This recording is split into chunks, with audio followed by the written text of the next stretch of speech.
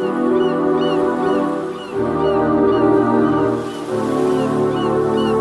there, Kevin here with another episode of the Feel Good English Podcast for you and your friends and colleagues and classmates and neighbors and mom, if your mom is learning English.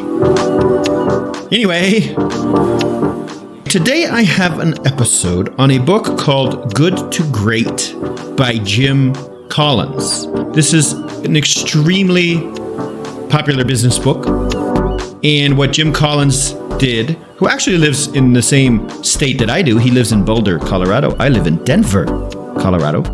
Anyway, he studied 3 U.S. companies over a 5-year period. And these companies were companies that went from good, meaning they were good companies, to great companies. They outperformed all of the other companies in their market. And the reason someone would read this book is to take the ideas and the concepts of how a company goes from being decent to outstanding. And you can use the same concepts here from a small business as you could for a large corporation. I'll talk about a couple concepts from this book. If you are interested in the book, you should look it up online. You can find a link to the book on my website and read it more deeply, or listen to the audiobook, which I always like to do. And also, if you want a transcript to this episode, go to feelgoodenglish.com and you will see all the information on this episode as well as how to get a transcript for this. After I talk about the concepts, I will talk about some of the vocabulary I have used in this lesson. To be honest, I don't know which vocabulary that will be. So after I record this, I go back and I listen and I pick out words that you might not know, and then I explain them. Pretty smart, huh? So let's get going.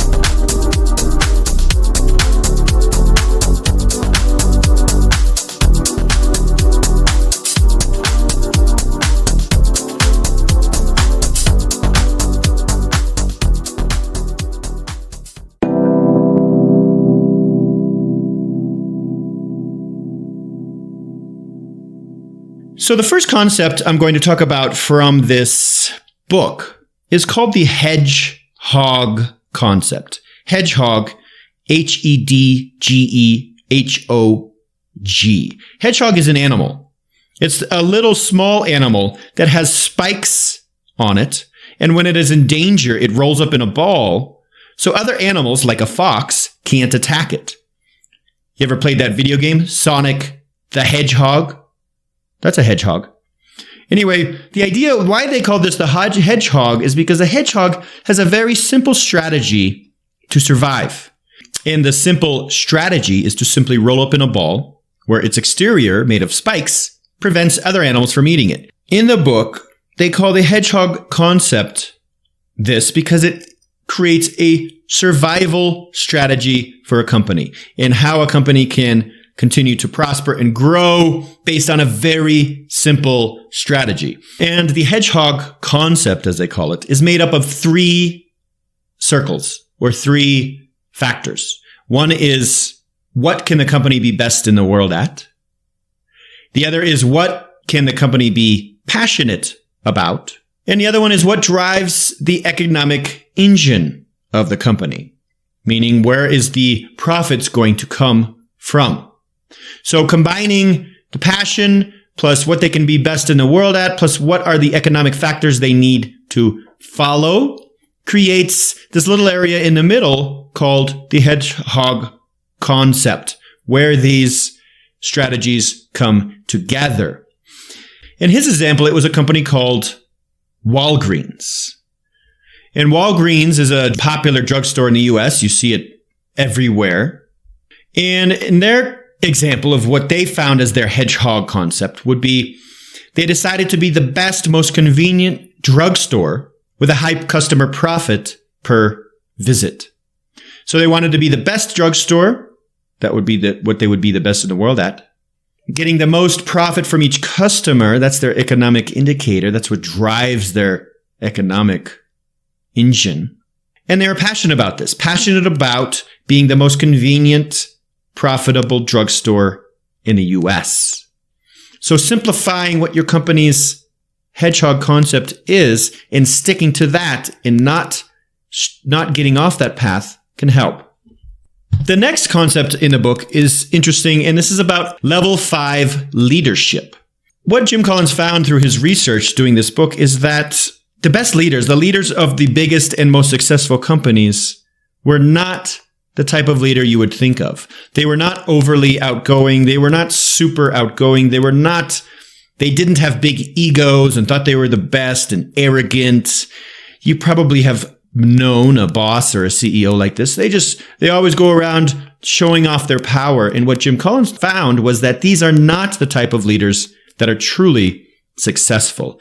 A level 5 leader has humility. They are humble. They are able to connect with their employees on a deep emotional level.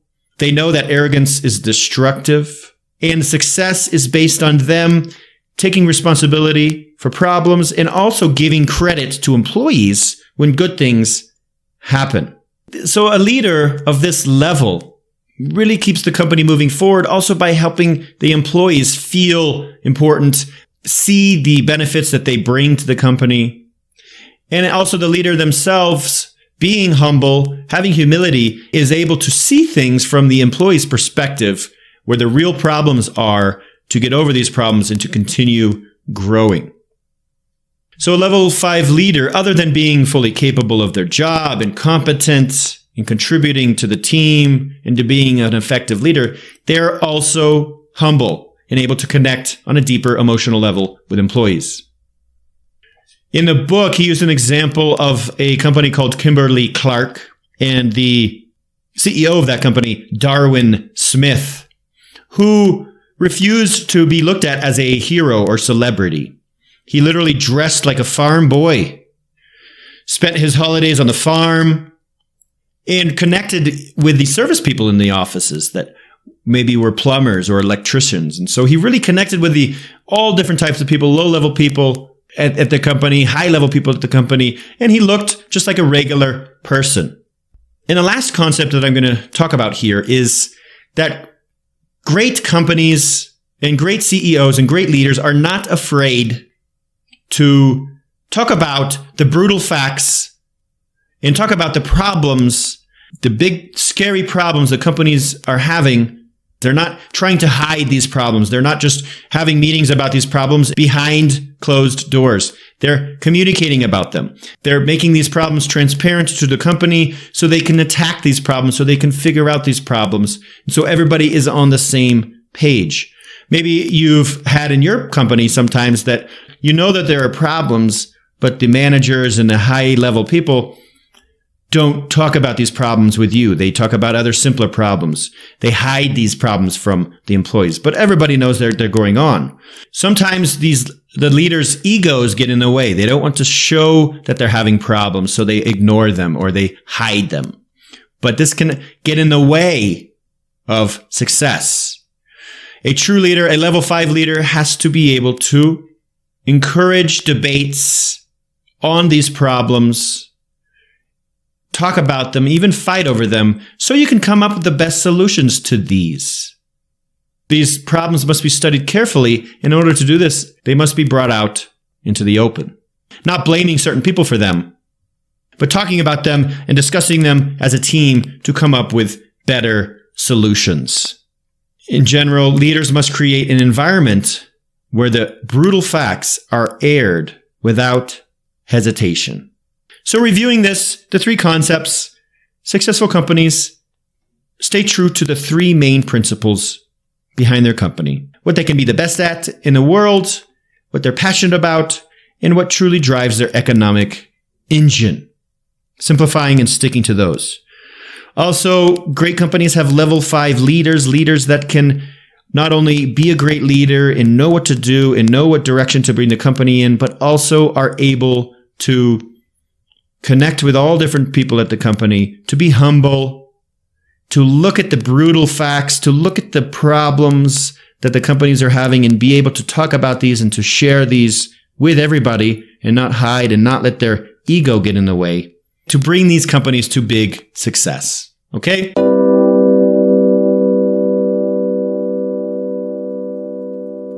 Some of the vocab from today's lesson.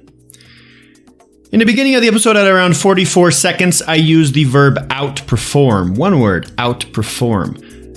To outperform is to simply do better than somebody else or something else. This company outperformed that company. At around 4 minutes and 36 seconds, I used the verb stick, sticking to this. Let's say we're going to stick to a certain idea or stick to a plan. It means to maintain. Or another use of stick is to stick something to the wall. Let's say you have chewing gum and you stick it to the wall. It stays there. So kind of the same idea is if you stick to a plan or you stick to something, it means you maintain the same plan. Got it? At around 5 minutes, I say overly outgoing. Overly is more than enough, more than necessary, exaggerated. So if you're overly outgoing, you're too outgoing, you talk too much, you're too friendly, you're too social. Outgoing is very open and confident around other people.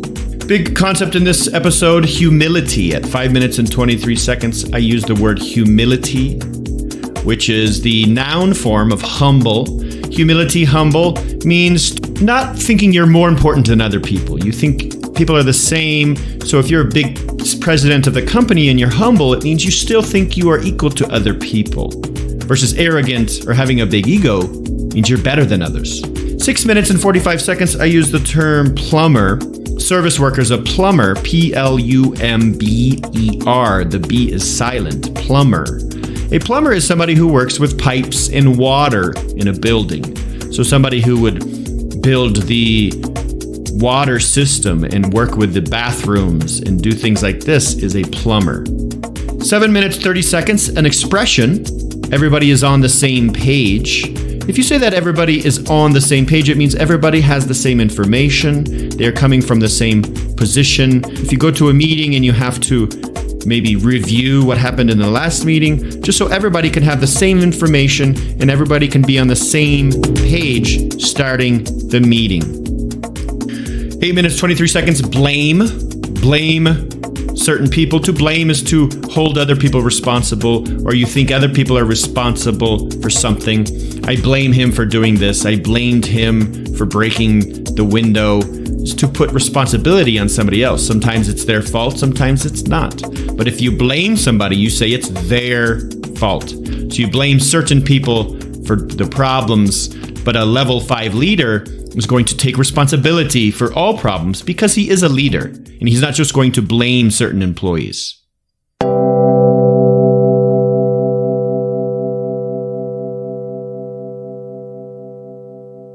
Good to Great, a great book. If this is interesting to you, if you find yourself in a leadership role out there, if you have a company of your own, or you are a manager of a company and you need to figure out ways to make this company better, read this book. Go to my website. You'll find a link there. Audiobooks, like I said, are a great way to learn from this and to improve your English as well. You can also download digital versions, so there's really no excuse these days to not get your hands on a book. To get transcripts to this, again, go to feelgoodenglish.com. And if you become a member, you can get transcripts to all of the episodes I make them for. Just go to feelgoodenglish.com to get the transcripts. And your joke of the day. So my boss texted me and he said, "Hey, send me one of your funny jokes." So I replied, "I'm working at the moment. I will send you one later." And then the boss replied, "Haha, that was fantastic. Now send me another one." See you next time.